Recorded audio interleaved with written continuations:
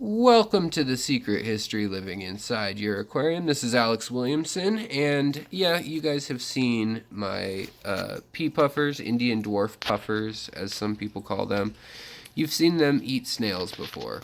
Well, my friend Ben and I today are deciding to feed them, and today something weird has happened, and that is the plecos, specifically this one, this green dragon here, this female, has decided that she is going to try to take over the entire area and scare off everyone, including the puffers. And before, I've never seen the puffers care one bit about what the plecos are doing.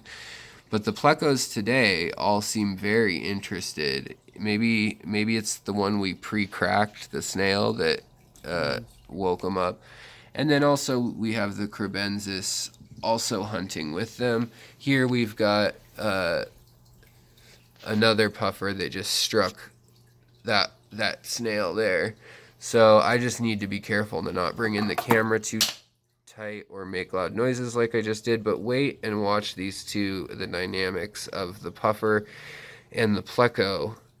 And the pleco seems to wait until there's the smell of, snail flesh in the water. And then you thought that pleco was big. And the other one comes out of nowhere charging it. But she's got like 3 snails to choose from, this female puffer. You can tell she's a female because she has little dots on her body.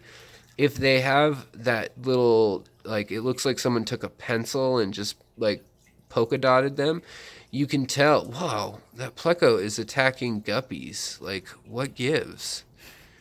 It's almost as though it were a male protecting a cave, but no onodontodes.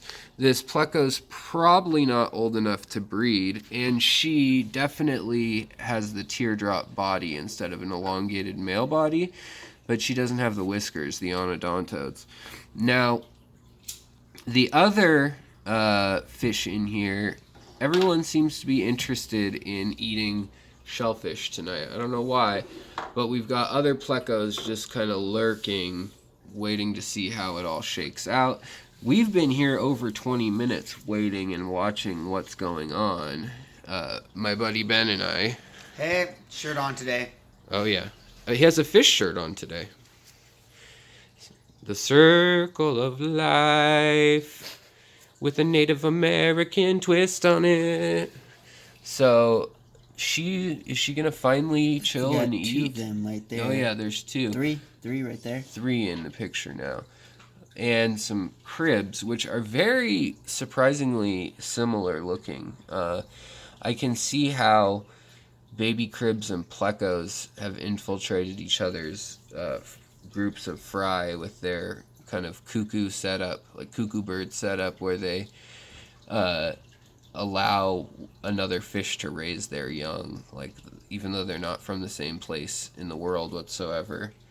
You've got the Indian pea puffer and the West African crebensis fry look very similar and end up mixing and hiding amongst one another.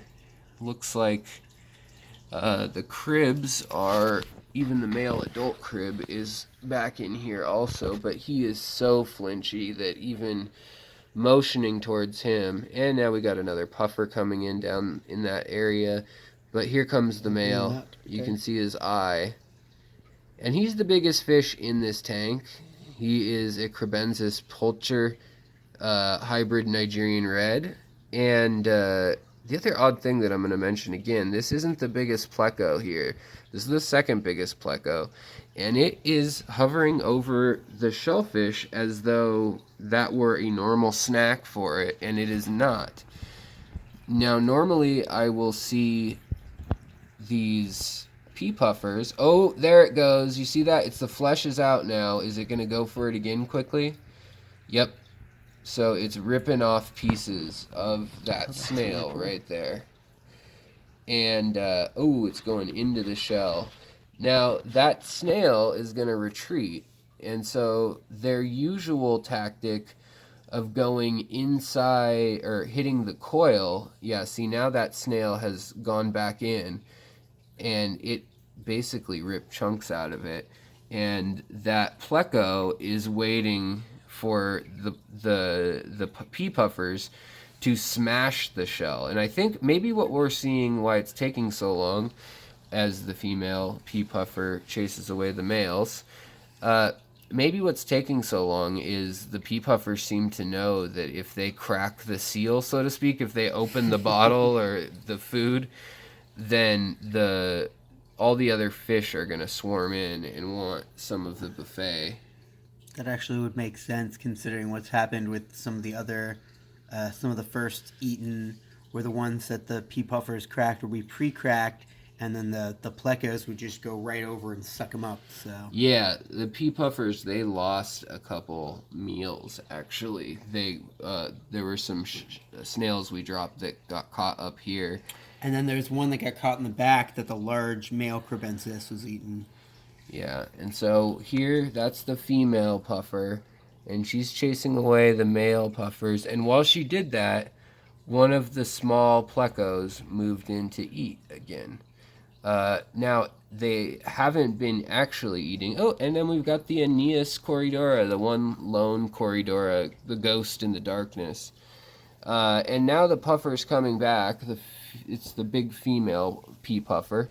Looking for that shell that she lost. And now she's like, what am I going to do? Where am I going to eat? And I think, oh, the male's back, and she's not going to be happy.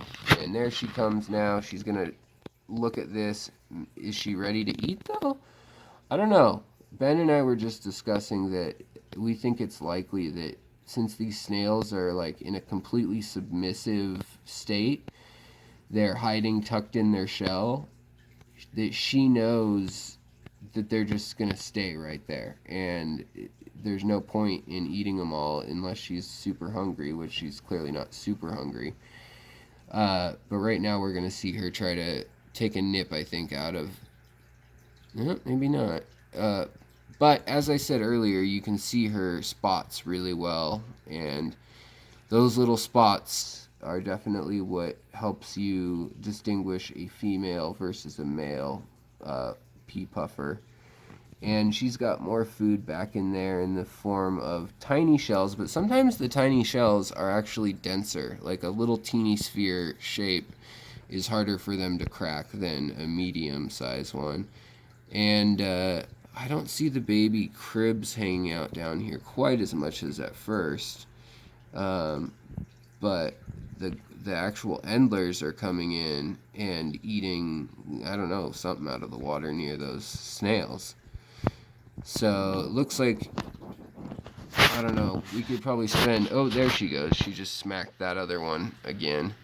Oh, actually that was the male, and there comes the bigger female. Unless we lost track and there's another, yes. So that confirms it. There are four puffers still in action eating right now. At least, but if we not can the see fifth. 4 at a time. But yeah, so there were just 2 down there, and then there's 2 down there. That's a crib, isn't it? That's 2. That's a Oh, crib. no, that's a crib. Oh man, that's tricky.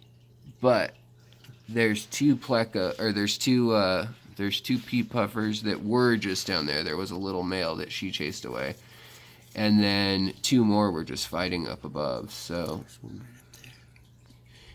Yeah. good to know.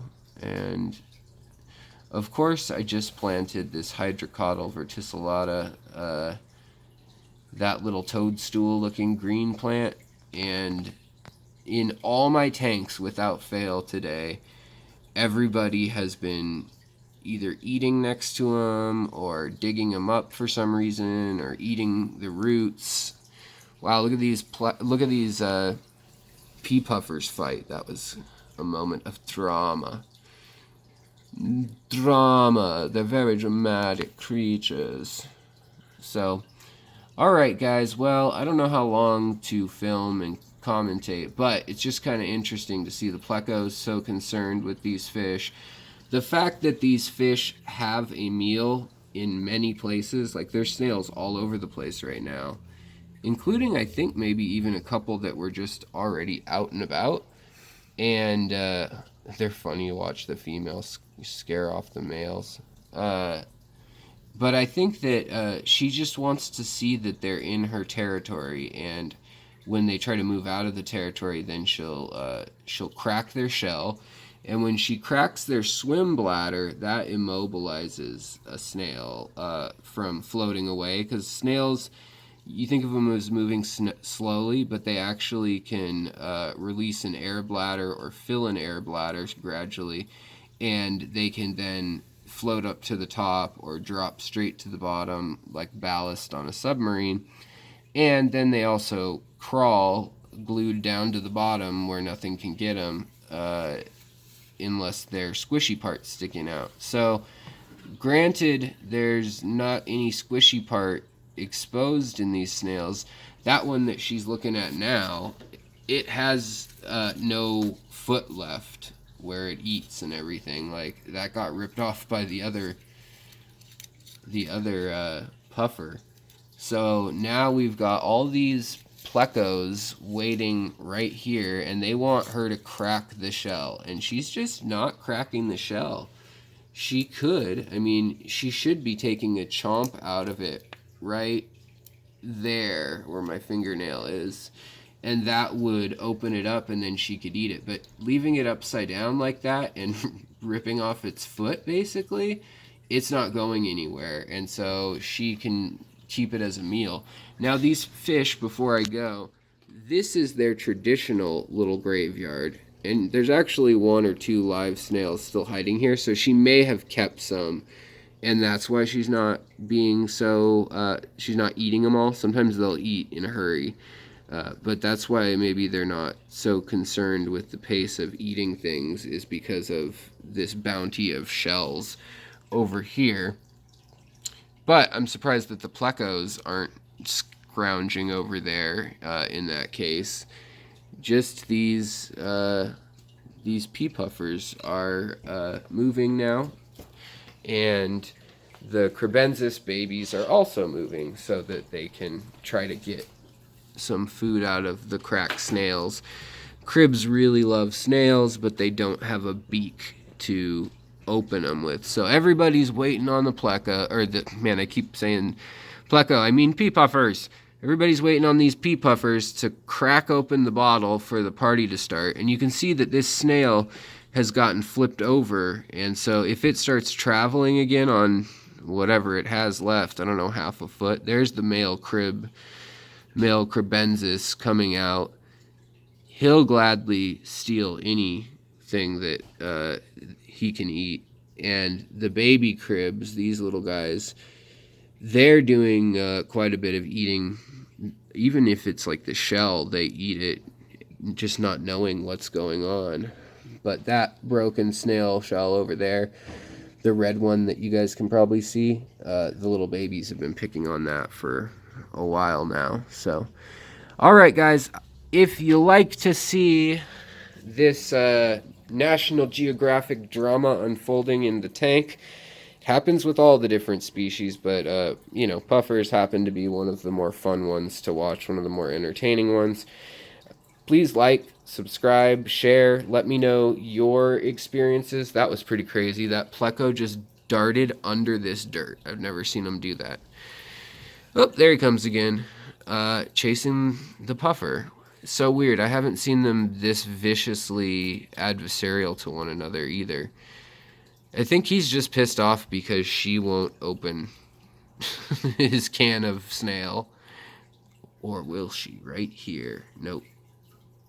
And he already has 2 stolen snails in his belly. I wonder if we can see him at all.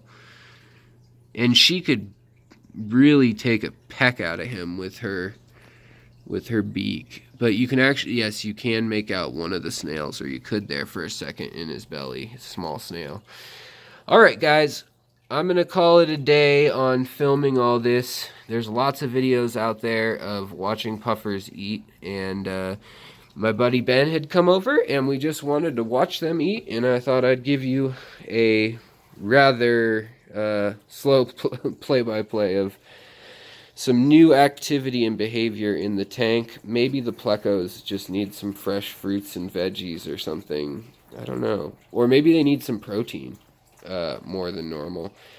I've never seen them fight like that over snails. So, all right, guys, I'll talk to you later. Take care of your tanks and yourself, and I'll see you next time.